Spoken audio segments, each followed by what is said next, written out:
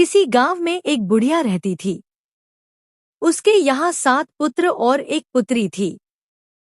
सातों भाई धन कमाने के लिए माँ से विदा लेकर एक जंगल में जाकर रहने लगे।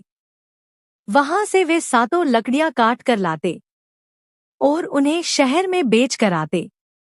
इस प्रकार से वे लकड़ियों का व्यापार करने लगे।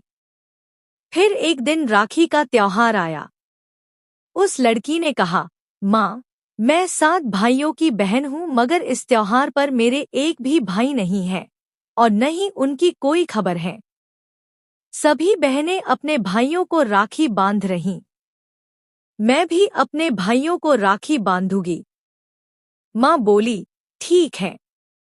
बेटी और एक आटे का गोल पहिया बनाकर देती हुई बोली, ये ले, इसे चलाती जाना और कहना, जहां पर मेरे भाई हों वहीं पर रुकना, चले चल रे पहिए, जहां मेरे भाई हों वहीं पर रुकना।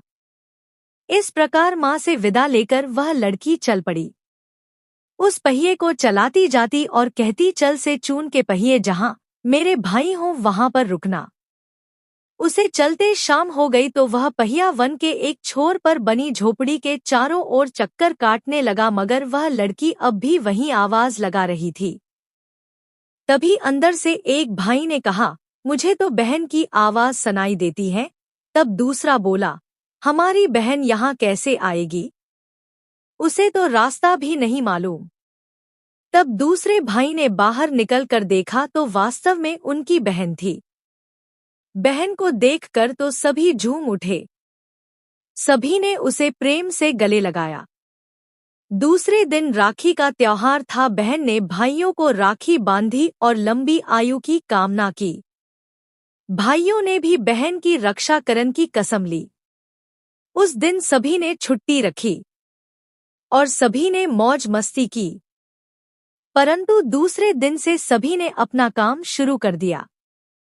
उनकी बहन घर पर ही रहती। एक दिन की बात है, वह कपड़े धोकर सुखा रही थी कि एक डायन की नजर उस पर पड़ी। वह डायन उसे खाने की फिराक में रहती, मगर उसे पता था कि यह झोपड़ी 7 भाइयों की है। उन्हें पता चल गया तो वे उसे जिंदा नहीं छोड़ेंगे। इसलिए उसने एक युक्ति सोची। उसने अपना भेष बदला और उस लड़की के पास आकर कहने लगी, बेटी, तुम्हारा क्या हाल है? मुझे तुम बहुत दिनों में मिली हो, इसलिए शायद तुम मुझे नहीं जानती। मैं तुम्हारी मौसी हूँ, यहाँ पास ही में रहती हूँ। उस डायन ने उसका मन जीतने के लिए हर काम में उसकी मदद भी की।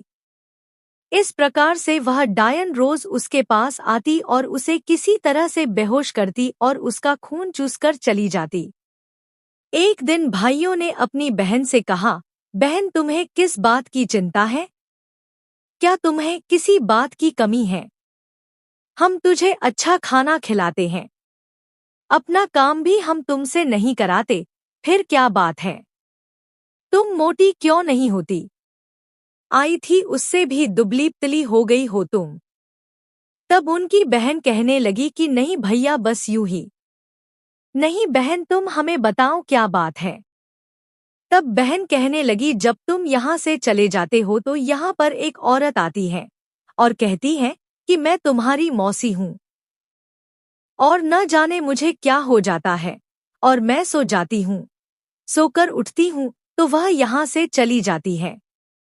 यह सुनकर भाई कहने लगा कि वह तो डायन है। वह हमारी बहन का खून चूसने के लिए इसे बेहोश करती है। ऐसा करते हैं, हम कल छुट्टी करके उस डायन का काम तमाम कर देते हैं, और बहन, उसे हमारा पता नहीं चलना चाहिए कि हम यहाँ पर हैं। दूसरे दिन सभी घर के अंदर एक काने में छुप गए। सुबह जब डायन आई तो उसने उस लड़की से कहा कि क्या तुम्हारे सभी भाई बाहर गए? तो बहन बोली, हाँ, आओ मौसी, आजा, मैं आज धोऊंगी, आप मेरी चोटी करना। डायन के लिए यह कोई छोटी बात नहीं थी। उसने जल्दी ही उसका सिर धोया और चोटी करने के लिए उसे अंदर ले गई।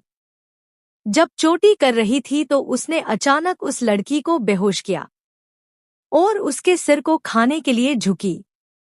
तभी सातों भाई कुल्हाड़ी लेकर अपने कोने से निकल आए और उस डायन को मार दिया और सभी ने उससे अपना पीछा छुड़ाया।